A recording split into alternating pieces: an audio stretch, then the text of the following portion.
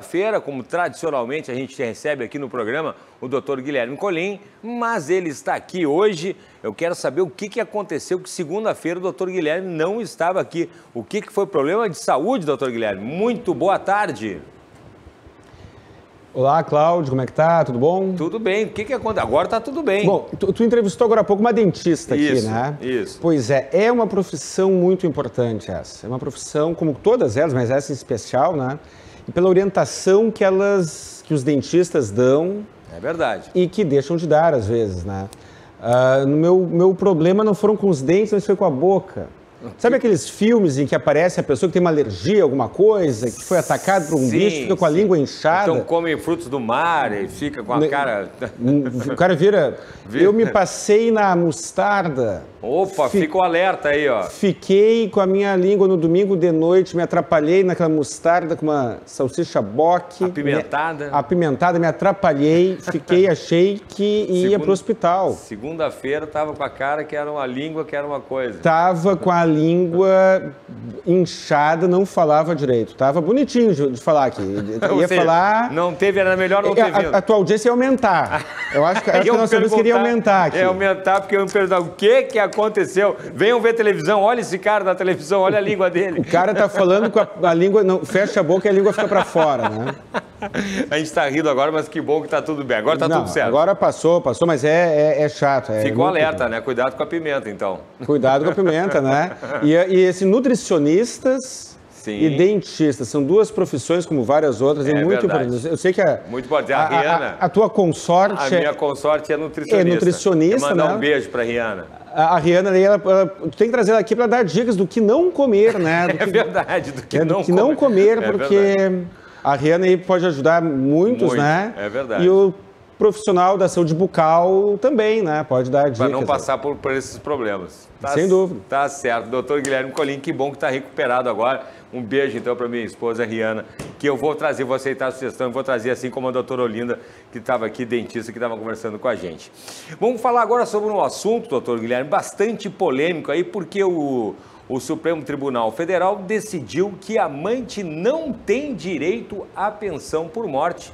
Esse foi o título, aliás, de vários jornais do país. Havia uma divergência sobre esse tema e muitas vezes a pensão por morte após o óbito do segurado ficava apenas para a esposa e outras vezes era dividida com a mulher, então rotulada como, entre aspas, amante.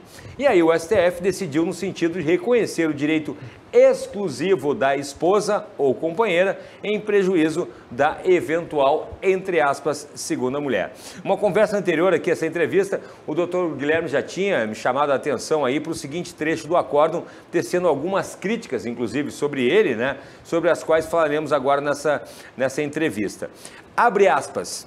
A existência de uma declaração judicial de existência de união estável é, por si só, óbice ao reconhecimento de uma outra união paralelamente estabelecida por um dos companheiros durante o mesmo período. Fecha aspas.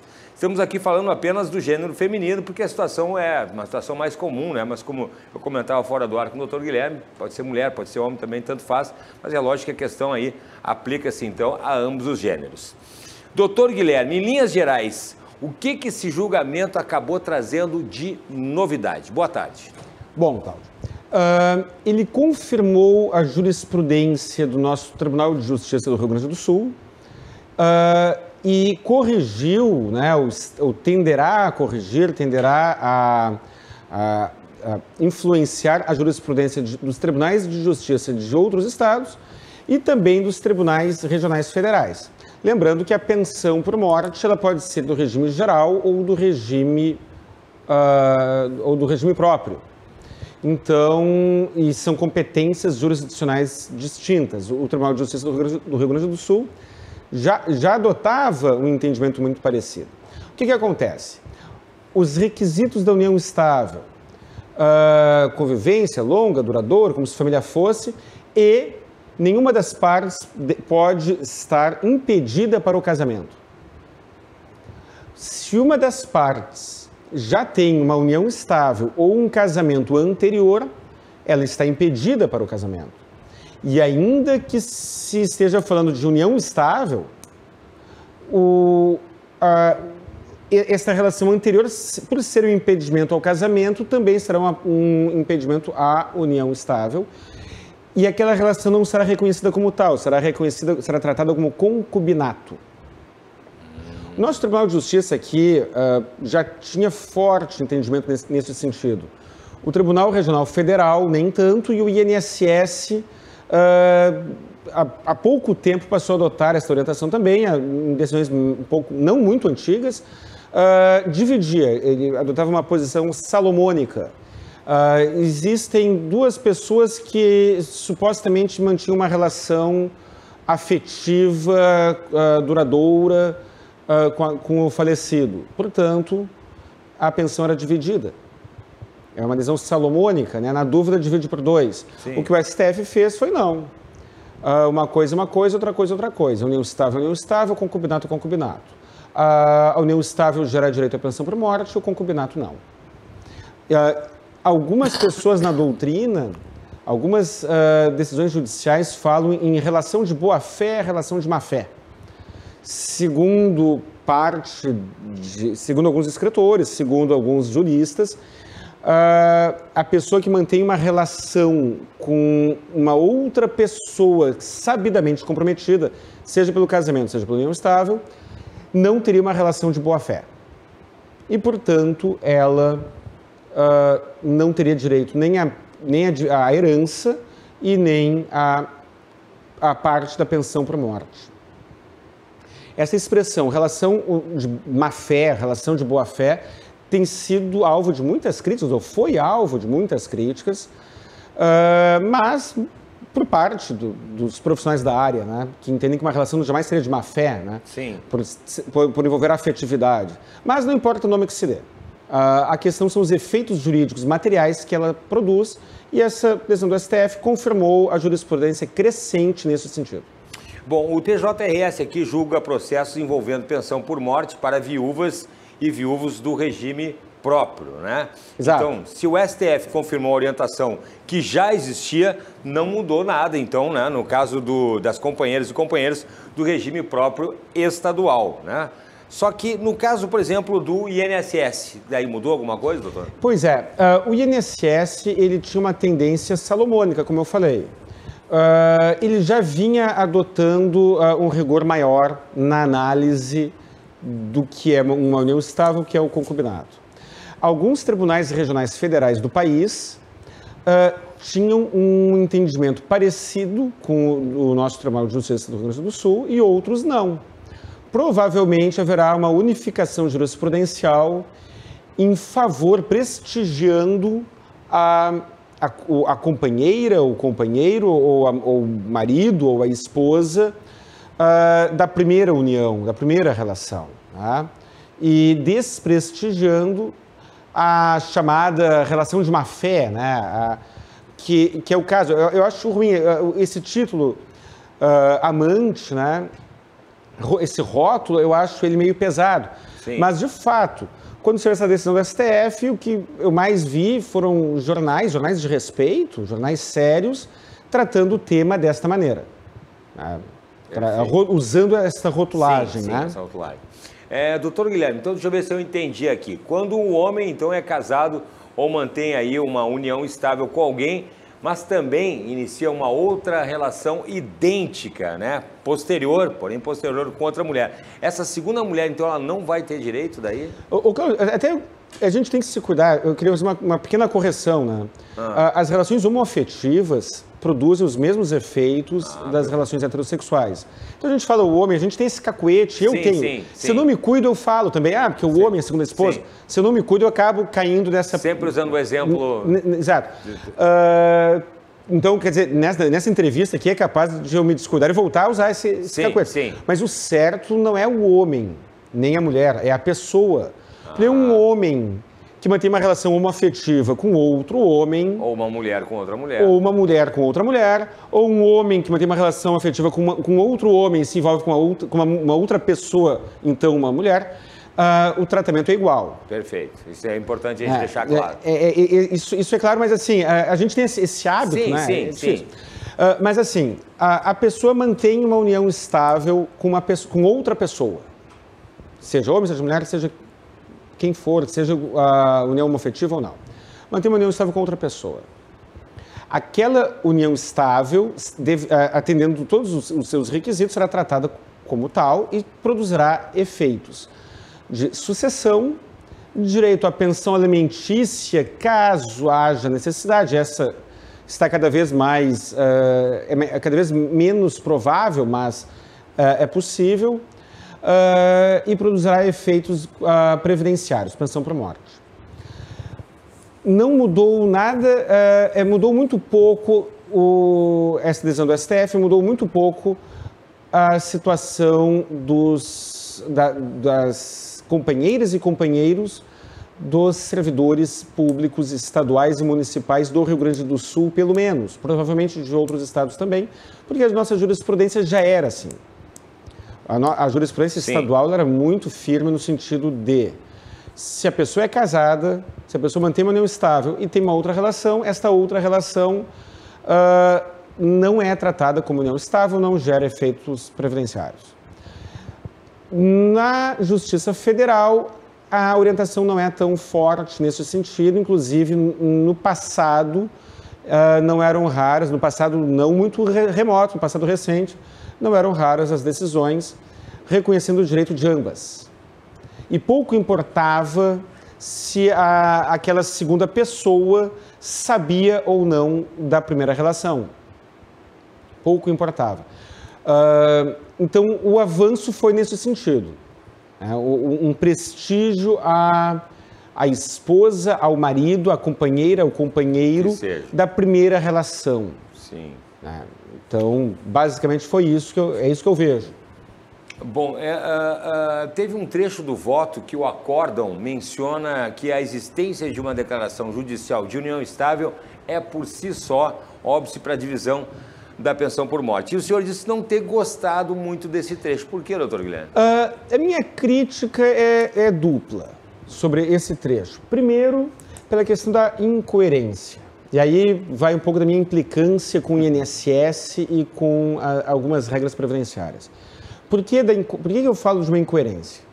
Vamos abandonar o assunto união estável, vamos nos desvincular do direito de família, vamos abandonar durante alguns instantes a conexão do direito previdenciário com o direito de família e vamos falar da conexão do direito previdenciário com o direito do trabalho. Se você ajuizar uma ação trabalhista e a Justiça do Trabalho reconhecer um vínculo de emprego entre você e aquela empresa aquela empresa ou aquela pessoa para a qual você trabalhou, até então sem carteira assinada, mas a Justiça do Trabalho reconheceu aquele vínculo. Prestou um serviço. Aquela decisão não vinculará o INSS. Ou seja, é possível que haja uma situação esquizofrênica. Pois é. Em que você ajuiza uma ação trabalhista e a Justiça do Trabalho diz que houve o vínculo de emprego, você trabalhou para tal empresa e tal empresa tem que lhe pagar os seus direitos trabalhistas. Sim. E aí você chega com aquela sentença, lépido e faceiro, junto ao INSS, e o INSS diz que não. E o argumento é, eu não fiz parte daquela ação judicial. Esse é o argumento do INSS e o Poder Judiciário acolhe esta orientação há muitos anos, desde sempre, ou se não desde sempre, desde que eu me conheço por gente. O fundamento é esse, o INSS não participou daquela relação, portanto, aquela decisão não o vincula. Aí, quando é em desfavor de uma pessoa, de uma outra pessoa, quando é em desfavor de uma pessoa física, sim, uma decisão judicial a vinculará. Isso, para mim, me parece um pouco incoerente. E um detalhe, para o INSS, é interessante que seja o mais restritivo possível o acesso à pensão por morte. Porque muitas vezes a viúva ou viúvo daquela primeira união já recebe uma pensão por morte de uma união anterior, por exemplo. E não terá direito, não é que não terá direito, não terá interesse em pegar aquela segunda pensão por morte. E aí o INSS usa aquela decisão judicial para se livrar de pagar a pensão para o segundo caso. Sim. Segunda crítica minha é o engessamento, Por que eu digo engessamento? O engessamento me parece ruim, porque a vida é muito dinâmica. Existem situações que têm peculiaridades e circunstâncias diversas. E aí, este fundamento utilizado no voto do STF tem uma tendência, né, de influenciar os demais julgadores do país aplicando este rigor. E não nos esqueçamos, existem situações em que as pessoas são vítimas de um terceiro, em que a mesma pessoa, o mesmo homem ou a mesma mulher, a gente, voltando para o que eu falei agora há pouco, na maioria das vezes é o mesmo homem, né? Sim, infelizmente, sim.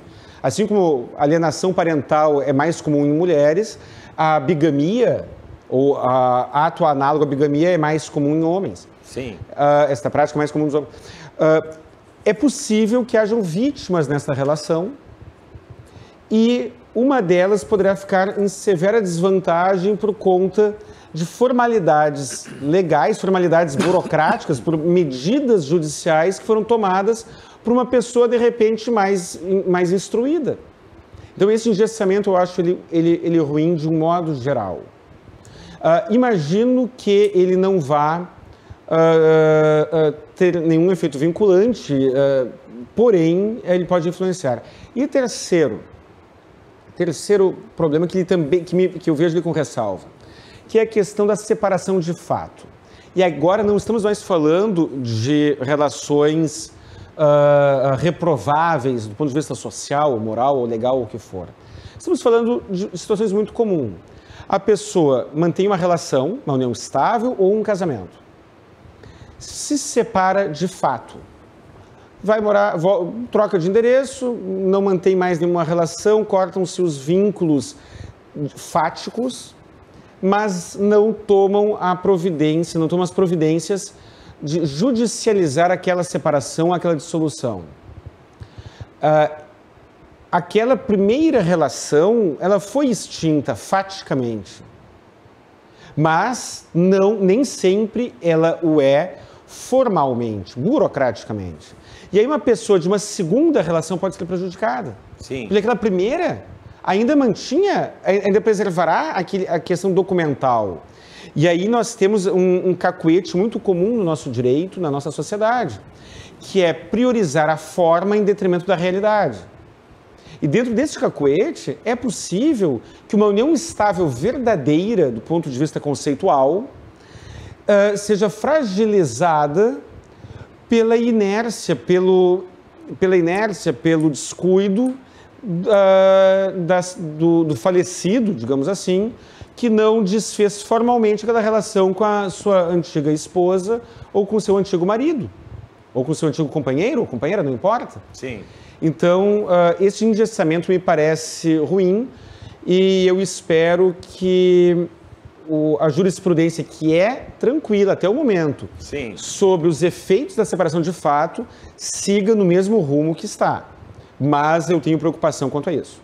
Bom, e quando a pessoa, então, ela inicia um relacionamento com alguém que está separado de fato, é recomendável, então, que faça o divórcio ou a dissolução de união estável, doutor? Sim. Hoje, a minha dica é essa. A união estável é um ato-fato jurídico. Portanto, em termo técnico, é o juridiquês já com a sua tradução. Sim.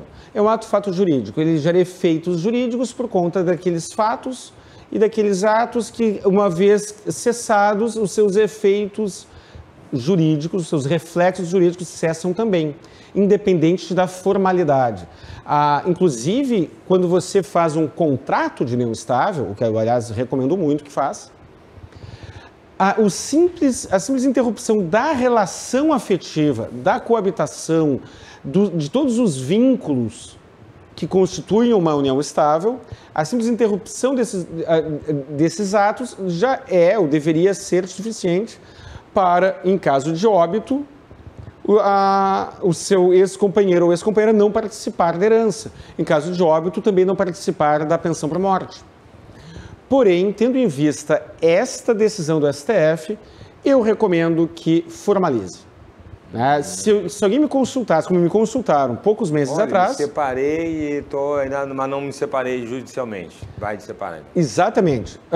Se alguém me perguntasse, como me perguntaram 1, 2, 3 meses atrás, eu tenho uma união estável, não tenho filhos menores, não tenho plano de pensão alimentícia, eu tinha um contrato de união estável, eu devo formalizar essa dissolução, eu diria, se quiser, faz, mas não é necessário. Sim. Hoje eu digo, se quiser, faz e talvez seja muito útil.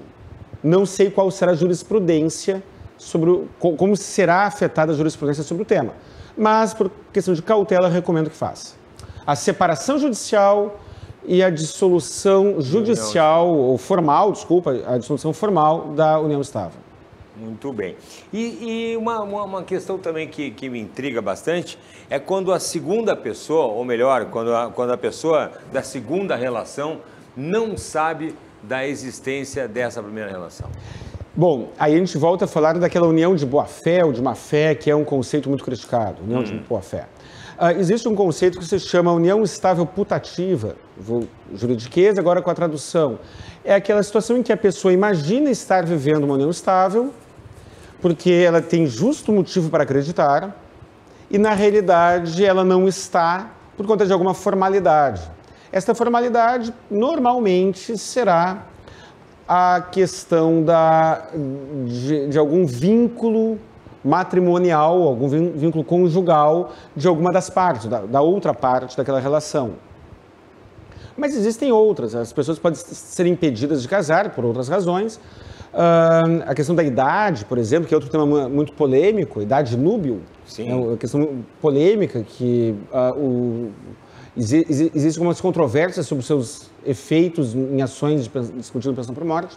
Mas se a pessoa tem uma união estável, ou um casamento, e inicia uma relação com outra pessoa, e esta outra pessoa não sabe da primeira relação, e tem justo motivo para acreditar que ela, a segunda pessoa, é a única relação naqueles moldes que existe com o companheiro ou companheira, ela deverá ter preservados os seus direitos sucessórios e previdenciários.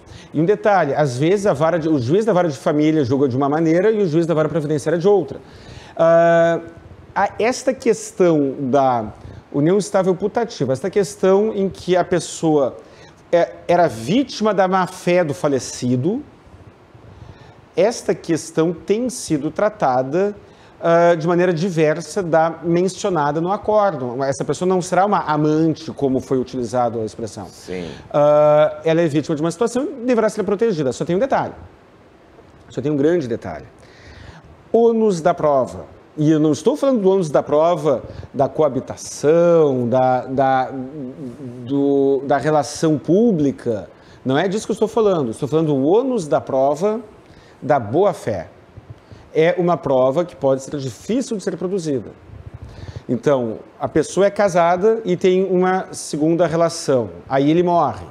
Aquela companheira ou companheiro da segunda relação que não sabia da existência da primeira, deverá provar que não sabia. É uma prova, provar um fato negativo, é uma prova difícil. É uma prova difícil. Uma prova difícil. Então, ninguém vai entrar na cabeça do demandante, do litigante, para saber o que ele não sabia. A avaliação é feita pelos indícios, sim, pelos depoimentos, pelas testemunhas. Hoje, com as redes sociais, hoje em dia, praticamente todo mundo tem conta em alguma rede social. Está cada vez mais improvável que alguém não saiba de uma relação afetiva do seu companheiro, do seu marido, né? Mas é possível. Então fica a dica. Em caso de óbito, se você for surpreendido ou surpreendida por uma outra família no momento da herança, no momento da pensão por morte, aquele que está na segunda relação deverá se esforçar para provar a sua boa-fé. É uma dica que eu faço para os meus colegas advogados. Não basta provar que morava junto, não basta provar que frequentava a casa, não basta provar que mantinha uma relação pública com ânimos de família. É preciso comprovar a boa-fé, e boa-fé, leia-se, o desconhecimento da relação anterior. Muito bem. Doutor Guilherme Colin, quem quer mais informações aí, contatos para dúvidas? Bom, telefones fixo, 51 32 28 12 19, celular e WhatsApp, 51 99985 7991, redes sociais, CRJ Advogados no Instagram e no Facebook, e tem meu canal Saiba Direito no YouTube, onde eu carrego estas entrevistas e outros vídeos, normalmente com uma semana de atraso. Então, a entrevista de hoje estará sendo publicada na semana que vem, e a entrevista da semana passada já foi divulgada no meu canal do YouTube esta semana. Muito bem, doutor Guilherme Colin participando aqui da gente, excepcionalmente em função aí de, literalmente... Problemas bucais, né? Uma refeição apimentada, digamos assim, né? Veio aqui nessa quarta-feira, mas o que importa é que está presente aqui com a gente. Tem um filme, Cláudio, com Adam Sandler, em que ele, eu não lembro o nome do filme, que ele tinha sobrinhos e as crianças contavam histórias para o tio, que é o Adam Sandler, e as histórias viravam realidade. E ele queria uma promoção no emprego, algo parecido, um contrato, e os sobrinhos disseram lá nas histórias, aí o tal personagem contraiu tal alergia, foi picado por uma abelha, se não estou enganado, ficou com a língua inchada, e ele, o Adam Sandler, né, ator de comédia, ficou assim, eu assisti o filme e achei, que filme bobo aquele, né? Vi que não é tão bobo, mas não. Tem um também do Will Smith também, que ele é um consultor amoroso e ele é alérgico a frutos do mar. Exatamente, era assim que eu estava na segunda-feira. E ele está, inclusive, com uma pretendente, com uma namorada, jantando e acaba, não podia comer camarão, uma coisa assim. O Will Smith, exato, me lembro desse filme, nada, e tinha lá no molho, na coisa, e aí na hora já deforma a cara dele, acabou perdendo o encontro. Mas tudo bem. Agora, o que importa é que está tudo bem. Segunda-feira que